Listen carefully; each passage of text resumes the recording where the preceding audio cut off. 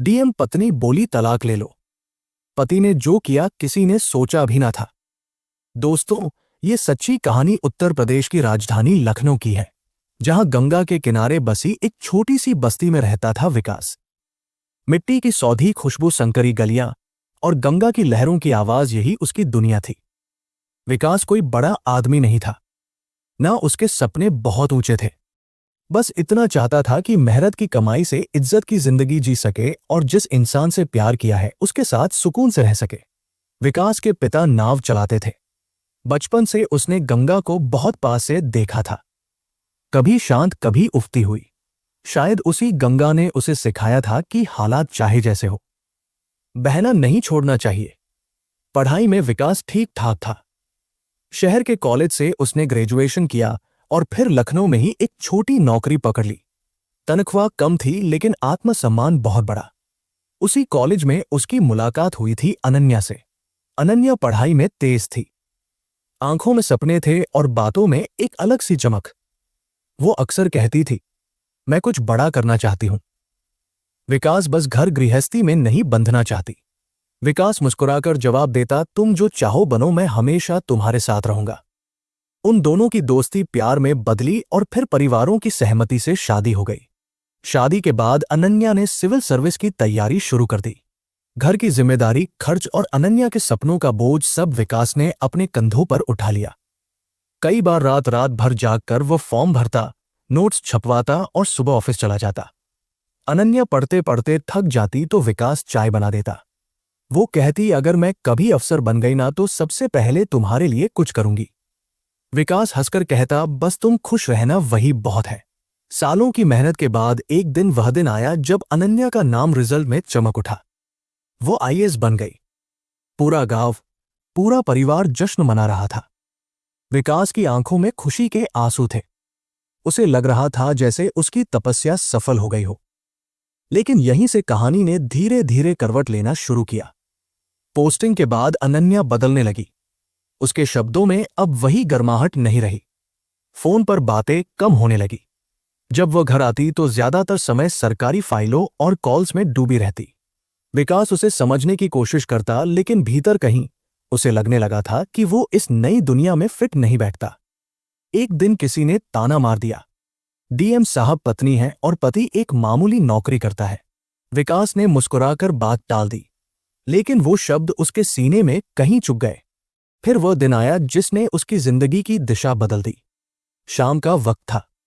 गंगा के किनारे हल्की हल्की हवा चल रही थी। विकास अपने कमरे में बैठा था जब उसके फोन पर एक मैसेज आया।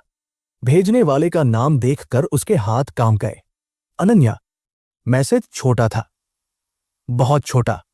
तलाक ले लो, अब हम साथ नहीं चल सकते। कोई कॉल नहीं, कोई वजह नहीं, कोई सवाल नहीं, बस एक लाइन। विकास कुछ देर तक स्क्रीन को देखता रहा, जैसे शब्द धुंधले हो गए हो। उसने 2-3 बार पढ़ा, फिर आंखें बंद कर ली। उसे याद आया वह दिन जब अनन्या ने कहा था, मैं तुम्हारे साथ भूखे भी रह लूंगी। आज वही अनन्या डीएम बनकर एक मैसेज में रिश्ता खत्म कर रही थी। उस रात विकास सो नहीं पाया। उसने पुराने मैसेज पढ़े, शादी की तस्वीरें देखी, माँ बाप का चेहरा याद आया। उसे गुस्सा नहीं आया, उसे रोना भी नहीं आया, बस एक अजीब सी खामोशी उसके अंदर उतर गई। अगले दिन उसने अनन्या को कॉल किया। फोन बहुत देर बाद उठा। आवाज में औपचारिकता थी। विकास, यह फैसला मैंने सोच समझ कर लिया है। मेरे करियर, मेरी पोजीशन, अब ये शादी मेरे रास्ते में आ रही है। विकास ने सिर्फ इतना कहा, अगर यही तुम्हारी खुशी है तो ठीक है। फोन कट गया। लोगों को जब पता चला तो सलाहों की बाढ़ आ गई। डीएम पत्नी को पकड़ कर रखो, कोर्ट में केस कर दो, उसकी बदनामी कर दो। लेकिन विकास चुप रहा। उसने कोई आरोप नहीं लगाया। उसने किसी से बदला लेने की बात नहीं सोची। तलाक की तारीख तय हो गई। कोर्ट में अनन्या पूरी तरह शांत और प्रोफेशनल थी, जैसे वो कोई फाइल निपटा रही हो। जज ने पूछा, आपको कुछ कहना है? विकास ने सिर हिलाकर मना कर दिया। कोर्ट से बाहर निकलते वक्त अनन्या ने एक पल के लिए उसकी तरफ देखा। शायद कुछ कहना चाहती थी, लेकिन विकास ने नजरें झुका ली। उसी शाम वो गंगा के किनारे बैठा था। वही गंगा जिसने उसे बहना सिखाया था। पानी में अपनी परछाई देखकर उसने मन ही मन कहा, अगर उसने डीएम बनकर मुझे छोड़ा है तो मैं इंसान बनकर कुछ ऐसा करूंगा जो किसी ने सोचा भी ना होगा। उसने उसी रात एक फैसला लिया। वह इस शहर, इस पहचान, इस दर्द से दूर जाएगा। वो खुद को साबित करने नहीं, बल्कि खुद को बचाने। विकास ने जब पटना छोड़ा तो उसके पास ना कोई बड़ा सामान था, ना कोई ठिकाना। एक छोटा सा बैग, कुछ कपड़े, मां की दी हुई गंगा जल की बोतल और मन में भरा हुआ सन्नाटा। ट्रेन की खिड़की से पीछे छूटता शहर उसे ऐसा लग रहा था जैसे कोई रिश्ता जिसे बिना शोर की दफना दिया गया हो। वो नहीं जानता था कि आगे क्या करेगा। बस इतना तय था कि अब उसे उस जगह नहीं रहना जहां हर मोड़ पर लोग उसे डीएम का छोड़ा हुआ पति कहकर देखते हो। उसे सहानुभूति नहीं चाहिए थी, नहीं ताने, उसे बस थोड़ा सा सुकून चाहिए था। ट्रेन उसे एक छोटे से जिले में उतार गई। स्टेशन साधारण था। लोग भी यहां किसी को फर्क नहीं पड़ता था कि वह कौन है, क्या था, किसका पति था। यही बात विकास को सबसे ज्यादा सुकून दे रही थी। उसने स्टेशन के बाहर एक सस्ती सी धर्मशाला में कमरा लिया। उसी रात पहली बार उसे ठीक से नींद आई। अगले दिन सुबह सुबह वह बाहर निकला। सड़कों पर वही दृश्य था जो हर छोटे शहर में होता है। ठेले, चाय की दुकानें, मजदूरों की भीड़ और सरकारी दफ्तरों के बाहर खड़े परेशान लोग। विकास ने देखा कि कई लोग हाथ में फाइलें लिए दफ्तर दर दफ्तर भटक रहे थे। कोई सुनने वाला नहीं, कोई रास्ता बताने वाला नहीं। एक बूढ़ा आदमी उसके पास आया और बोला, बेटा जरा ये अर्जी पढ़ दोगे क्या? समझ नहीं आ रहा इसमें लिखा क्या है। विकास ने कागज लिया। साधारण सी शिकायत थी। पेंशन महीनों से नहीं मिली थी। उसने अर्जी पढ़कर बूढ़े को समझाया और बोला, आप ऐसे लिखिए, फिर इस दफ्तर में दीजिए। बूढ़े की आंखों में उम्मीद चमक उठी। तुम वकील हो क्या? विकास हल्के से मुस्कुराया। नहीं, बस पढ़ा लिखा हूं। उसी दिन उसे एहसास हुआ कि शायद भगवान उसे यहां यूं ही नहीं लाया है। धीरे धीरे वो रोज सुबह उसी दफ्तर के बाहर बैठने लगा। किसी की अर्जी लिख देता, किसी को फॉर्म भरना सिखा देता, किसी को बस इतना बता देता कि सही खिड़की कौन सी है। वो किसी से पैसे नहीं लेता था। जब कोई जिद करता तो बस कह देता, किसी और की मदद कर देना। शाम को वह धर्मशाला लौटता, थक जाता, लेकिन मन हल्का होता। ये थकान वैसी नहीं थी जैसी तलाक के बाद की खाली थकान थी। ये थकान कुछ काम आने की थी। इधर अनन्या की जिंदगी बिल्कुल अलग दिशा में चल रही थी। वो अब जिले की डीएम थी। सरकारी बंगला, गार्ड, गाड़ी, सब कुछ था। लोग उसे सलाम करते थे। उसके एक साइन से फैसले हो जाते थे। लेकिन रात को जब वह अकेली होती तो अजीब सी खामोशी उसे घेर लेती। उसने विकास को फोन नहीं किया। शायद अहंकार, शायद डर। उसे लगता था कि उसने सही किया है। समाज यही कहता था, इतनी बड़ी अफसर होकर एक छोटे आदमी के साथ कब तक रहोगी? लेकिन कहीं ना कहीं एक कोना था उसके दिल का जो बार बार सवाल करता, क्या सच में यही सही था? उधर विकास अब उस कस्बे में पहचाना जाने लगा था। लोग उसे नाम से नहीं, काम से जानते थे। वो आदमी जो मदद करता है। एक दिन एक विधवा महिला आई रोती हुई। उसका राशन कार्ड नहीं बन पा रहा था। विकास ने पूरा मामला समझा, कागज ठीक करवाए और 2 हफ्ते में उसका कार्ड बनवा दिया। महिला ने जाते वक्त कहा, भगवान तुम्हें खुश रखे बेटा। विकास ने सिर झुका लिया। उसे याद आया, शादी के बाद वह कितनी बार भगवान से अनन्या की सफलता के लिए दुआ मांगता था। आज पहली बार उसे लगा कि शायद उसकी दुआएं किसी और रूप में लौट रही हैं। समय बीतता गया, महीनों में बदल गया। विकास ने अब धर्मशाला छोड़कर एक छोटा सा कमरा किराए पर ले लिया था। सुबह शाम वही काम। उसने अपने दर्द को कभी किसी के सामने नहीं रखा। जब कोई पूछता घरवाले कहाँ हैं, तो वो बस कह देता सब ठीक है। एक दिन अचानक पुलिस थाने से बुलावा आया। किसी ने शिकायत कर दी थी कि विकास अवैध रूप से लोगों का काम कर रहा है। विकास बिना घबराए थाने पहुंचा। थानेदार ने पूछा, तुम कौन हो? वकील हो? विकास ने शांति से जवाब दिया, नहीं साहब, बस मदद करता हूं। थानेदार ने कुछ देर उसकी बात सुनी, फिर कहा, तुम गलत काम नहीं कर रहे, लेकिन ऐसे खुले में बैठना समझते हो ना?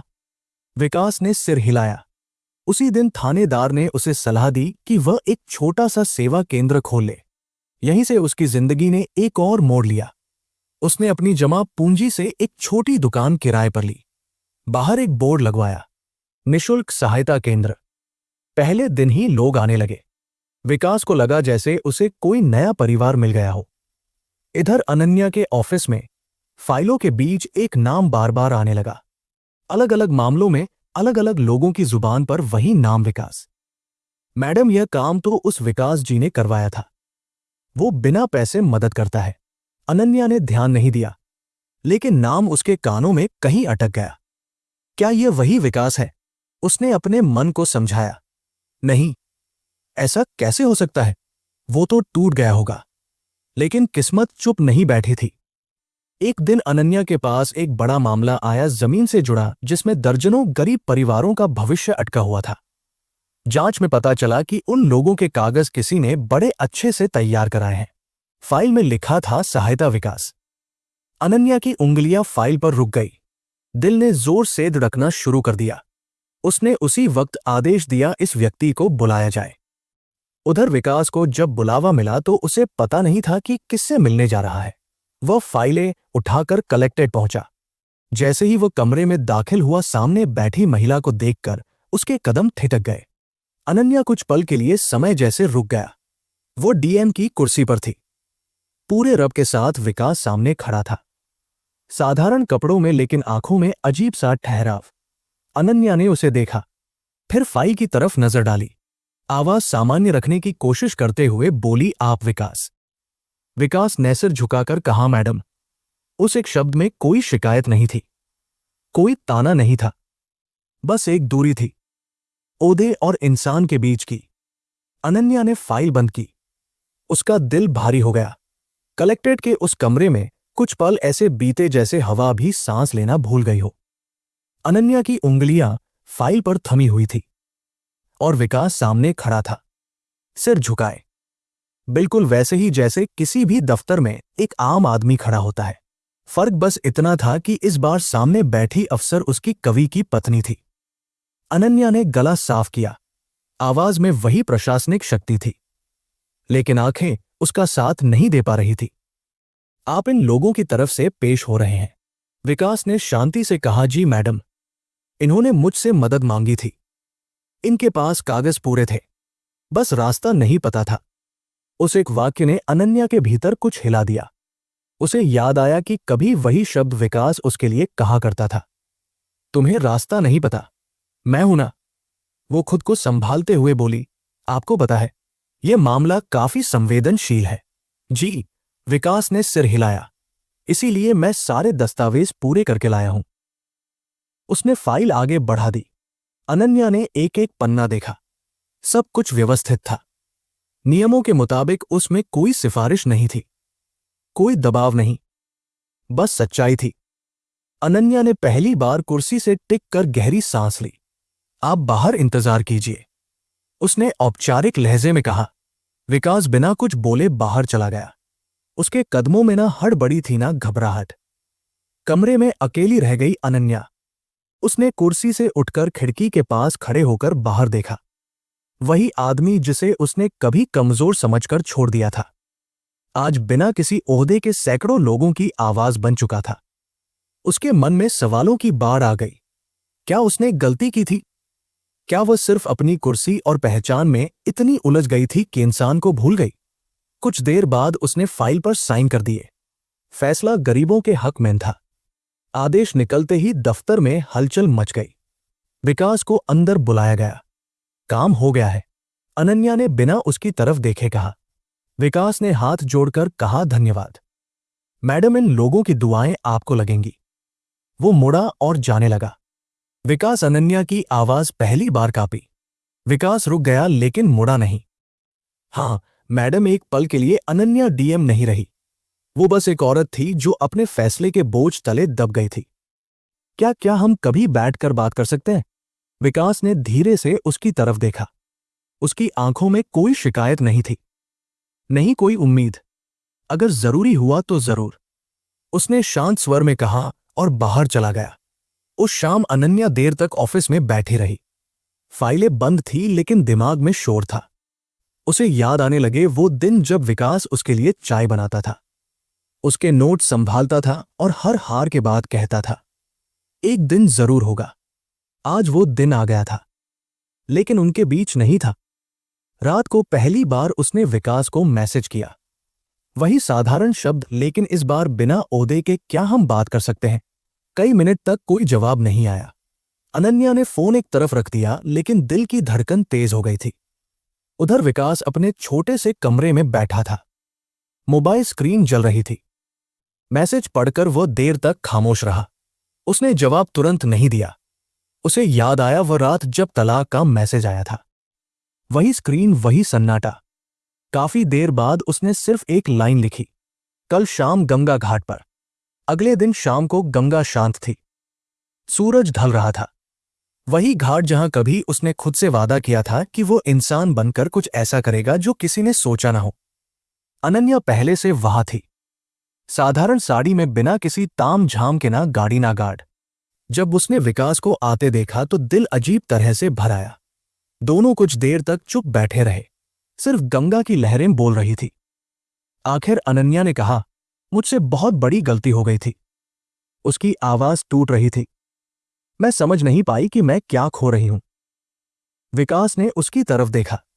गलती नहीं थी, उसने शांत स्वर में कहा, वो आपका फैसला था, लेकिन मैंने तुम्हें एक मैसेज में छोड़ दिया। अनन्या रो पड़ी। मैंने इंसान की तरह बात तक नहीं की। विकास ने नजरें गंगा पर टिका दी। उस मैसेज ने मुझे तोड़ा जरूर था, उसने कहा, लेकिन उसी ने मुझे जोड़ भी दिया। अगर वह ना होता तो शायद मैं आज भी खुद को किसी ओहदे से तोल रहा होता। अनन्या सिसकते हुए बोली, तुम इतने बड़े बन गए और मैं। विकास ने हल्की मुस्कान के साथ कहा, बड़े ओहदे से नहीं बनते अनन्या, बड़े काम से बनते हैं। ये शब्द उसके दिल में उतर गए। अनन्या ने धीमे स्वर में पूछा, क्या तुम मुझे कभी माफ कर पाओगे? विकास ने कुछ पल सोचा। माफी तभी मांगी जाती है जब सामने वाला घायल हो, उसने कहा। मैं अब घायल नहीं हूं। उस एक वाक्य ने अनन्या को अंदर तक हिला दिया। उस दिन दोनों देर तक बैठे रहे। पुराने जख्मों की बात नहीं हुई, बस वर्तमान की सच्चाई थी। जाते वक्त अनन्या ने कहा, अगर कभी किसी मदद की जरूरत हो तो। विकास ने बात काट दी। मदद इंसान की होती है, ओहदे की नहीं, और आप वह कर रही है। वह चला गया। अनन्या देर तक वही बैठी रही। पहली बार उसे लगा कि उसकी कुर्सी उसे छोटा बना रही है। उधर विकास को कस्बे लौटते वक्त एहसास हुआ कि आज उसने कोई लड़ाई नहीं जीती, कोई बदला नहीं लिया। फिर भी उसका मन हल्का था, क्योंकि उसने उस औरत को नहीं हराया था। उसने अपने अंदर के दर्द को हरा दिया था। गंगा घाट वाली उस शाम के बाद दोनों अपनी अपनी दुनिया में लौट गए थे, लेकिन अब दोनों की दुनिया पहले जैसी नहीं रही। अनन्या दफ्तर पहुंची तो कुर्सी वही थी, फाइलें वही थी, आदेश देने की ताकत भी वही थी, मगर भीतर कुछ टूट चुका था। हर फाइल में उसे चेहरे दिखने लगे, वही चेहरे जिनके लिए विकास बिना किसी पद के लड़ रहा था। विकास अपने कस्बे लौटा तो लोग उसे घेर कर खड़े हो गए। किसी की जमीन का मामला हल हो गया था, किसी को पेंशन मिल गई थी, किसी के बच्चे का दाखिला हो गया था। सब खुश थे। विकास मुस्कुराता रहा, लेकिन भीतर कहीं उसे पता था कि अब उसका रास्ता और बड़ा होने वाला है। कुछ ही हफ्तों में अनन्या ने एक नया आदेश जारी किया। जिले में जन सहयोग केंद्र खोले जाने थे, जहां आम लोगों को बिना दलाल, बिना पैसे मदद मिले। अधिकारियों को सख्त निर्देश थे कि किसी भी गरीब की फाइल बेवजह ना रोकी जाए। कई अफसरों को हैरानी हुई। मैडम, यह सब अचानक? अनन्या ने सिर्फ इतना कहा, क्योंकि सिस्टम का काम इंसान को कुचलना नहीं, सहारा देना है। उसी योजना के तहत विकास के केंद्र को आधिकारिक मान्यता मिल गई। जब उसे सूचना मिली तो वो कुछ देर चुप बैठा रहा। उसे समझ आ गया था कि ये मदद ओहदे की नहीं, उस एहसास की थी जो गंगा घाट पर जन्मा था।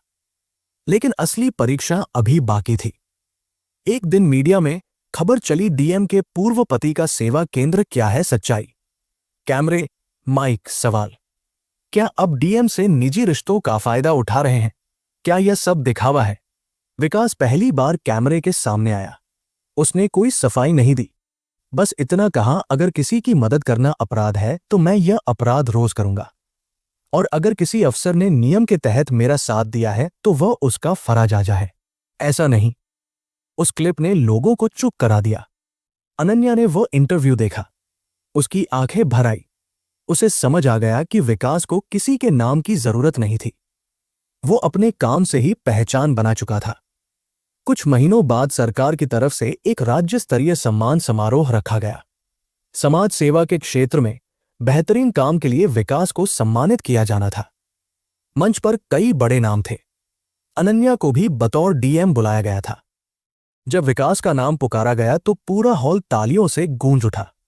वही आदमी जिसे कभी डीएम के लायक नहीं कहा गया था, आज उसी डीएम के सामने सम्मान लेने जा रहा था। विकास मंच पर पहुंचा। अनन्या सामने खड़ी थी। कुछ पल के लिए दोनों की नजरें मिली। ना कोई कड़वाहट, ना कोई पछतावा, बस एक गहरी समझ। सम्मान देते वक्त अनन्या ने धीमे से कहा, मुझे तुम पर गर्व है। विकास ने मुस्कुराकर जवाब दिया, और मुझे इस बात पर कि आप आज भी इंसानियत के साथ खड़ी है। माइक उसके हाथ में आया। पूरा हॉल शांत था।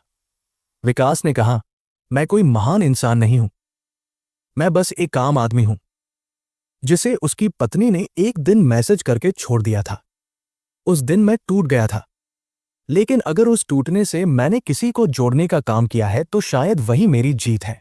हॉल में कई आंखें नम हो गई। समारोह के बाद अनन्या ने उससे अकेले में बात करना चाहा। विकास, अगर आज भी देर ना हुई हो तो क्या हम? उसकी बात अधूरी रह गई। विकास ने बहुत शांति से कहा, कुछ रिश्ते साथ चलने के लिए नहीं, रास्ता दिखाने के लिए होते हैं। तुमने मुझे मेरा रास्ता दिखा दिया। अब अगर हम उसे बदलें तो शायद वह सही ना होगा। अनन्या ने सिर झुका लिया। इस बार कोई आंसू नहीं थे, बस स्वीकार था। समय बीतता गया। विकास का सेवा केंद्र ट्रस्ट बन गया। सैकड़ों लोग उससे जुड़े। अनन्या अपने पद पर रहते हुए नीतियों के जरिए सिस्टम को मानवीय बनाने की कोशिश करती रही। दोनों की राहें अलग थी, लेकिन मकसद एक। शाम विकास फिर गंगा घाट पर बैठा था।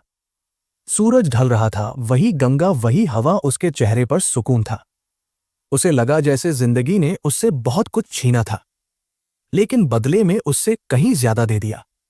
कहानी यही खत्म नहीं होती, यही शुरू होती है, क्योंकि यह कहानी सिर्फ विकास और अनन्या की नहीं है। ये हर उस इंसान की है जिसे कभी किसी ने ओहदे, पैसे या हैसियत के नाम पर छोटा समझा। ये कहानी बताती है कि इंसान की असली पहचान उसके पद से नहीं, उसके कर्म से बनती है। अगर कोई आपको छोड़कर आगे बढ़ जाए तो जरूरी नहीं कि आप टूट जाए। कभी कभी वही छोड़ दिया जाना आपको आपकी असली ताकत से मिलवा देता है। बदला सबसे बड़ा जवाब नहीं होता। कभी कभी चुपचाप अच्छा इंसान बन जाना ही सबसे बड़ा जवाब होता है। अब सवाल आपसे है, अगर कोई अपने ओहदे के घमंड में आपको छोड़ दे तो आप क्या करेंगे? टूटेंगे, बदला लेंगे, या खुद को इतना मजबूत बनाएंगे कि आपकी चुप सफलता ही जवाब बन जाए? और सोचिए, अगर आज आपके पास किसी की मदद करने का मौका है बिना किसी फायदे के, तो क्या आप करेंगे? अगर ये कहानी आपके दिल को छू गई हो तो इसे अपने उस दोस्त तक जरूर पहुंचाइए जो आज खुद को कमजोर समझ रहा है। वीडियो को लाइक कीजिए, सब्सक्राइब कीजिए और कमेंट में लिखिए आप इस कहानी से क्या सीख लेकर जा रहे।